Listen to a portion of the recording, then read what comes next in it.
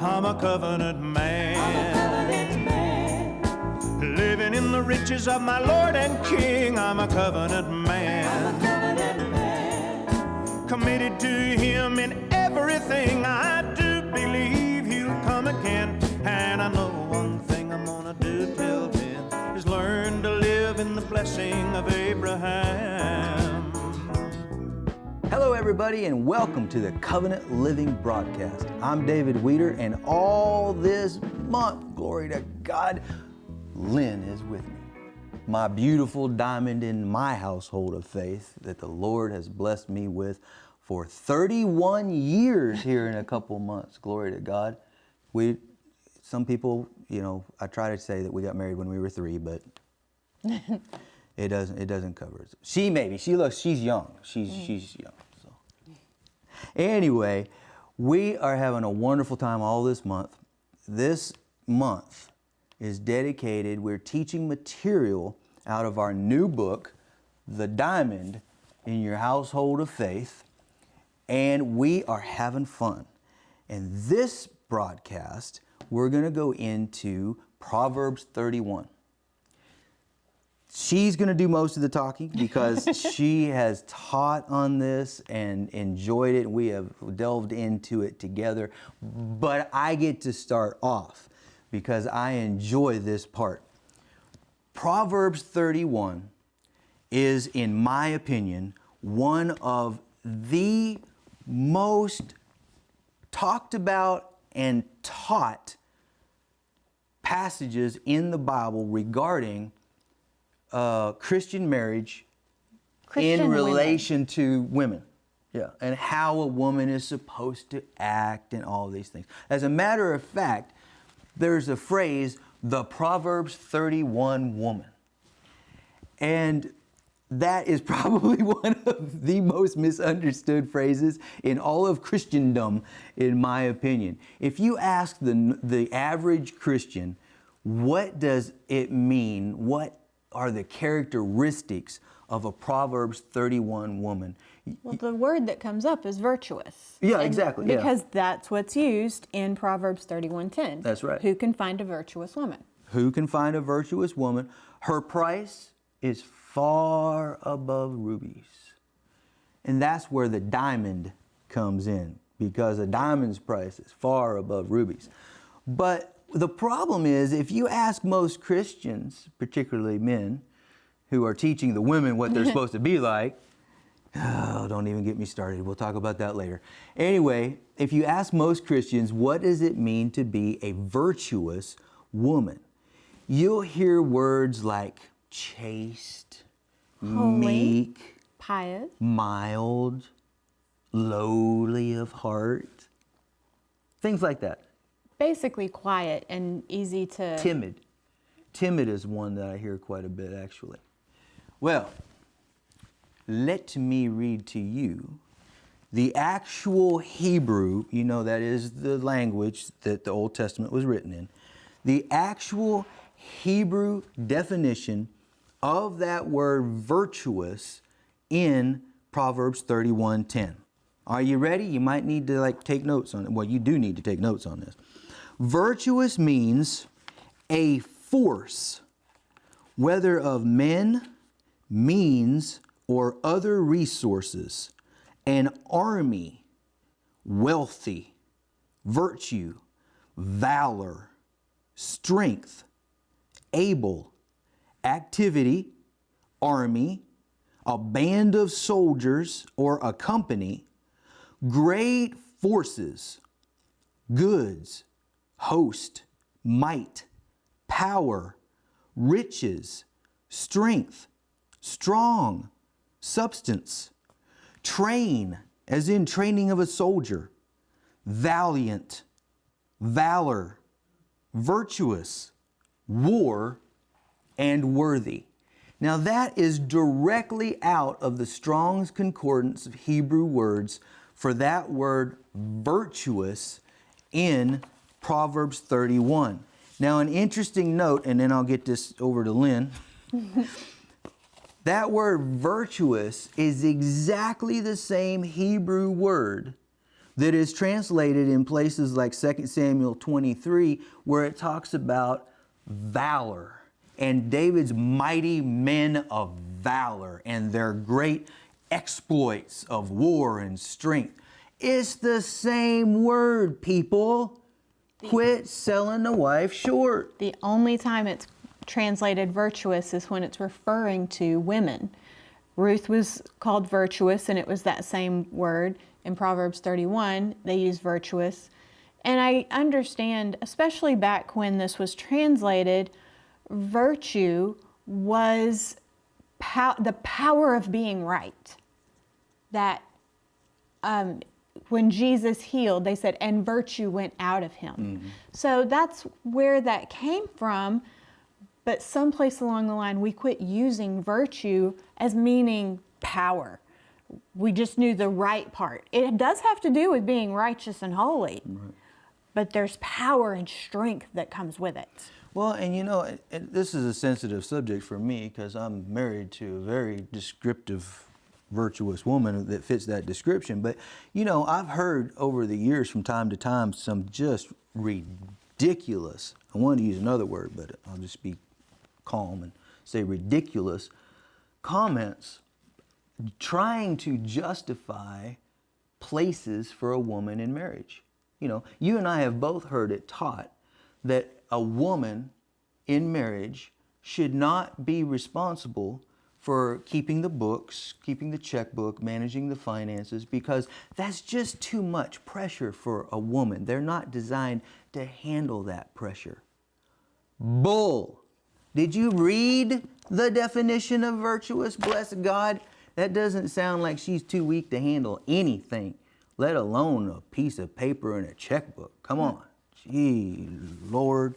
All right. So now that I got to say my favorite part, take off.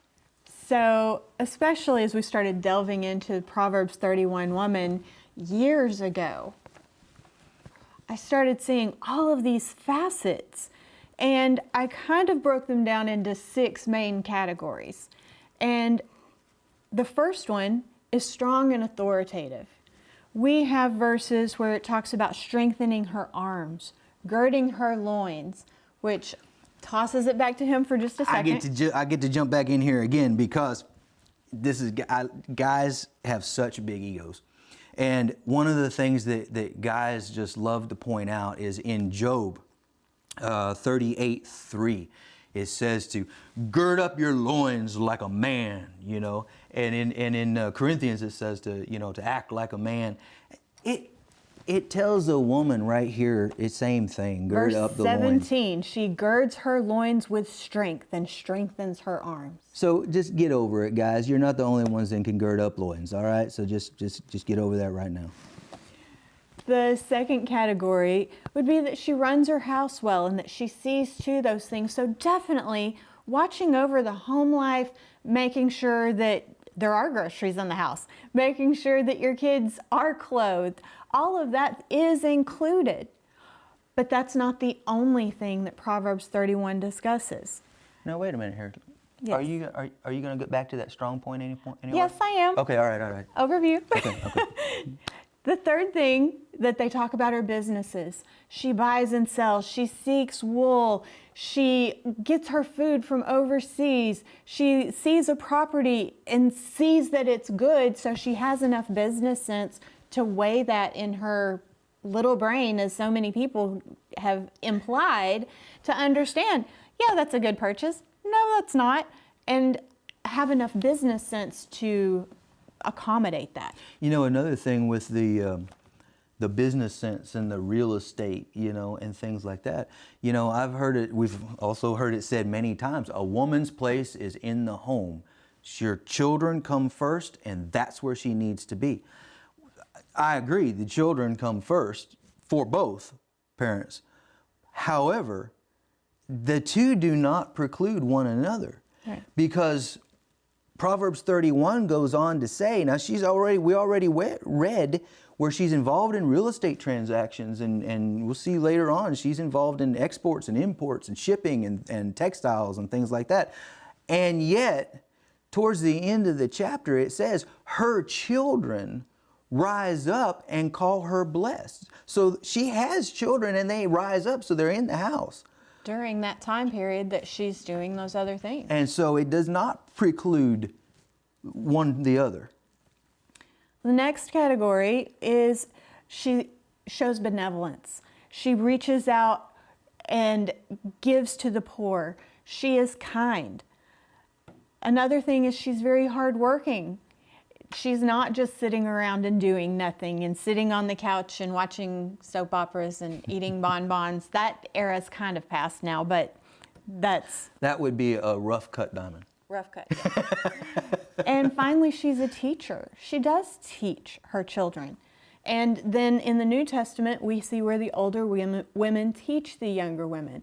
So all of those things are encountered here in Proverbs 31 in this multifaceted. Not only did she teach, in the New Testament, you were talking about the older women teaching the younger women, which is true, but they also taught the men. Timothy. Paul talks to Timothy, which is his spiritual son, and talks about the unfeigned faith that is in you that was also first in your grandmother and your mother. It's obvious that they taught Timothy in the things of God, because faith cometh by hearing and hearing by the word of God. They taught Timothy the word of God, and that's how faith came into Timothy.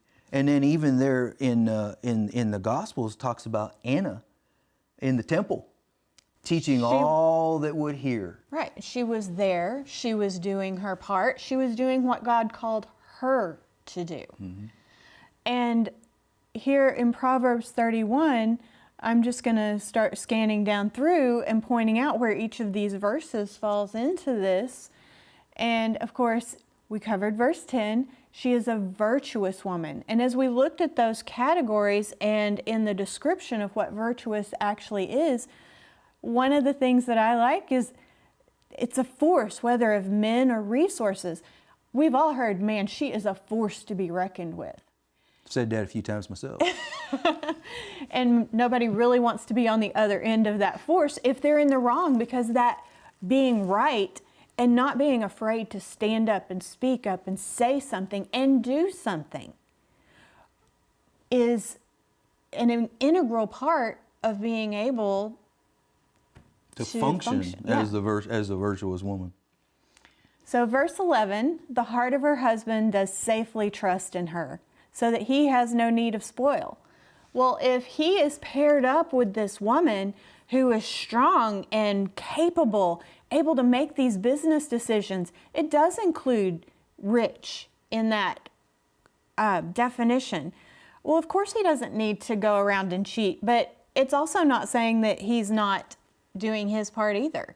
But he knows that his heart is safe. If something happened where he needed to be off for a while, it's okay. She's strong enough to handle it. And not only that, it gives the husband the ability to focus on what he's supposed to do, because he doesn't have to be concerned. His heart can trust completely. It doesn't matter. He doesn't have to worry about people, saying things about himself. His wife has his back, and they can tell her stuff about him or whatever, and it doesn't faze her. She's strong. She's confident. She knows him. She's got the ability. And as we'll see later, I mean, even physically, if necessary, in a lot of cases, she has his back. There's no need for concern. And kind of, the no need for spoil in the way that most people read that, and in the capacity of no need of cheating, having an affair or anything like that. A lot of that is remedied just in the confidence of the woman as she realizes her capabilities and places and callings and things like that, because there's more life there. There's more energy in all areas of life, including that one. So there's no need, right? For the man to go seek other things. Then in verse 12, she'll do him good and not evil all the days of her life. Sometimes we do we don't really think through what that would be, but if she is walking in a place of lacking confidence, being needy and constantly drawing from him instead of helping impart life to him, that is a version of evil to him, because she's constantly a draw and not coming in together. One of those things, I read the Little House on the Prairie books when I was little, and even when I was little and seeing, they would find the matching horses. They would get the matching oxen to pull together. If you had one that was a lot stronger than the other, then it would be pulling that stronger one back. And that is that part of doing him good and not evil, is being able to come up alongside him and pull together. You know, it's interesting you use that example because, I mean, this is just an agricultural fact. Right. If you get a team of horses, 2 horses, and I'm not talking about a big team, but I mean, it applies, but 2 horses in a team does not equal the power and strength of twice one. It's called synergy. It's the most awesome thing that the Lord put in place. You can take one horse of a certain strength and power, you take another horse of a certain strength, same strength and power, exactly the same. Now, if you put both those horses together pulling, it isn't twice the power of one, it's actually 3 times the power of one. And that's just in the natural. Exactly. And in Matthew, we have 1 can put 1,000 to flight, 2 can put 10,000. And like we read last week on the broadcast, you know, the 3-stranded cord, you got the husband and the wife, but then you put the I am in the middle of it. And so he supplies his power on top of the natural power. And I tell you what, you've got an unbeatable force. Now, as we go on down, verse 13, she seeks wool and flax and works willingly with her hands. So that's the business and the just working with her hands, doing what she has in front of her. Being diligent. She's like the merchant ship. She brings food from afar. Exports and imports. Now, that is exports and imports, and that's also making sure that your family has the best to eat. She rises while it is yet night and gives meat to her household and a portion to her maidens. To get everything done, she does not just stay in bed all day. And it does say there, a portion to her maidens. Right. She makes sure that the people that work for her are well handled as well. She doesn't just abuse them. She doesn't just run over them. She makes sure that they're fed. Okay, and now here's your job for today. So are you telling me that a woman should be in a position to have employees? Yes. Wow. She considers a field and buys it. And with the fruit of her hand, she plants a vineyard. She's got money. Yes, she considers a field. She buys it. With the fruit of her hands, what she has in her accounts, she plants a vineyard. Nowhere in that verse did it even imply that she needed to go consult with her husband and say, okay, there's this field here. I'd like you to take a look at it. I need your opinion of whether I should do it or not. It just said she went and did it. Now, that also implies that there's enough money in their account where it's not a joint, okay, we've got to pool our money to get this. It was an investment that she made. Well, and it was her money, you know. And that carries over into the New Testament. In Luke, it talks about the women that supported Jesus' ministry of their own means. Mm-hmm. And not only did they support Jesus, it specifically says, and his whole team, you know, of their money. Women are the wives are supposed to be rich. That's part of the definition of a virtuous woman. Absolutely. Now, verse 17. She girds her loins with strength and strengthens her arms.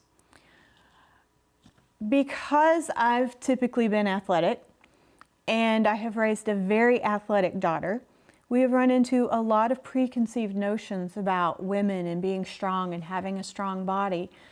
And I was amazed that even in these last couple of years, my daughter has ministered to young women who were concerned about working out because they didn't want to look like a man. This says that she strengthens her loins, she strengthens her arms. Being weak is not feminine. Being feminine is not weak. You can be very strong and capable, work out, have a strong body. Anybody who has ever hauled around a 2-year-old while trying to cook and do grocery shopping because they don't want to sit in the cart because they want to snuggle with you knows you better have some strong arms. Straddle walking over them as they go in front of you while pushing that same cart. Again, you're getting a good leg work out there, but you cannot do those things that you need to do as a wife, as a mom, as a businesswoman if you are weak. And there is nothing wrong with working out and becoming strong and capable of defending those kids if you need to. Is this where I can jump in? You can jump in. All right, people. Let's talk about Deborah in Judges. This should lay to rest with the definition that God gave in Proverbs 31 of what virtuous actually is. And you get all these unrighteously divided people. Opinions that try to say, that, women aren't supposed to hold places in the church and they're not supposed to, they have no right being in the military, whatever. Deborah blows that out of the water because she was not only a prophetess, which means she was honored to the highest place in spiritual things by God. She was a judge. You will find her story in Judges 4. Which means she was the ruler over the nation. Don't tell me women can't do it or are not capable. Deborah shoots it clean out of the water.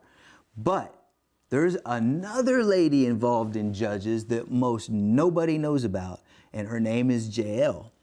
And in the latter part of Judges 4, you will see where Jael plays nice and sweet and invites the guy that's fleeing from the army into the tent, supplies him with some refreshment. He's tired, covers him up, I believe, yes, if I remember right. Covers him up, stands guard at the tent until he goes to sleep. And then she goes, takes a tent peg and a hammer and fastens his head to the ground through the temples. Now, that's pretty good in itself, but, leave it to the angel of the Lord to really describe it well and to show you what value that action, which most people would consider extremely unfeminine, unladylike, and downright rude. Yes. But that's not what the angel of the Lord said. In Judges chapter 5, verse 23, it says, 24. Curse. Oh, go ahead. Isn't it 23? Yeah. Curse ye, Meroz, said the angel of the Lord. So that's who's talking. Curse you bitterly, the inhabitants thereof, because they came not to the help of the Lord against the mighty. But Jael did. Blessed above women. That kind of sounds like what they said about Mary, the mother of Jesus. Blessed above women shall Jael, the wife of Heber the Kenite, be. Blessed shall she be above women in the tent. Listen to this. He asked water, and she gave him milk. She went a step above what he asked for. She brought forth butter in a lordly dish. Then she put her hand to the nail and her right hand to the workman's hammer, and with the hammer she smote Sisera. She smote off his head when she had pierced and stricken through the temples. So you never know when you might just have to take somebody's head off. You need to keep yourself strong there, women. I love it. I love it when the Lord has such a radically different opinion of what a blessed woman is than 99.9% of the church world wouldn't go that far. So, okay, back to you. Okay.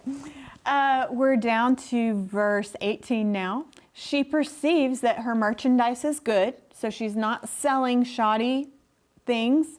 She has good quality control. Her candle goes not out by night. Again, that goes back to she's not lazy. Even if she left the candle burning and went to bed, it would not be out by the time she got up. She lays her handle to the spindle and her hand holds the distaff. Again, it's another avenue of income. She's actually making cloth. And then that's where we get into, she stretches out her hand to the poor and she reaches out her hands to the needy. Compassionate and rich. She's not afraid for the snow for her household, for all of her household are clothed with scarlet. She makes coverings of tapestry. She clothes herself in silk and purple. So she does pay attention to what she looks like. She's working hard, but she still dresses nicely, elegantly. Strength and honor are her clothing, and she shall rejoice at the time to come. She opens her mouth with wisdom, and in her tongue is the law of kindness. She looks well to the ways of her household and eats not the bread of idleness. Her children rise up and call her blessed, and her husband also, he praises her. Many daughters have done virtuously, but thou excellest them all. Her children rise up and praise her. Her husband praises her. And every husband should be saying, oh yeah, all these women are nice, but you're the best. You're the best. And once a week or once a month or once a decade just doesn't get it. So, was that it? That's it. Okay. That goes on to favor is deceitful, beauty's vain, but a woman that fears the Lord, she shall be praised. So let me ask you a question. Is Proverbs 31 describing some sort of a wonder superwoman? No. It's describing a multifaceted diamond. All the different facets of a wife are described, and it's a marvelous thing. Well, that's all the time we've got to today. I hope you had as much fun as we did, but you just hold on till next week, buddy. I tell you what, until then, remember, Lynn and I love you so much. God loves you. He is always for you and never against you.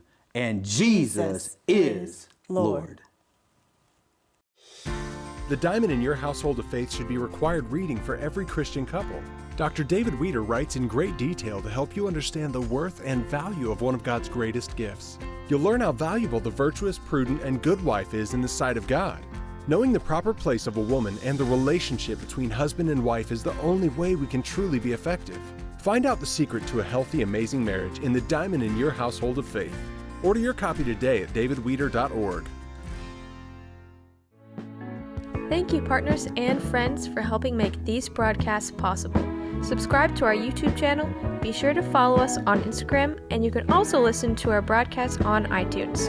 Contact us at davidweeder.org or call us at 1-800-988-5380 to send praise reports, request prayer, or for more information about our ministry and how to become a partner.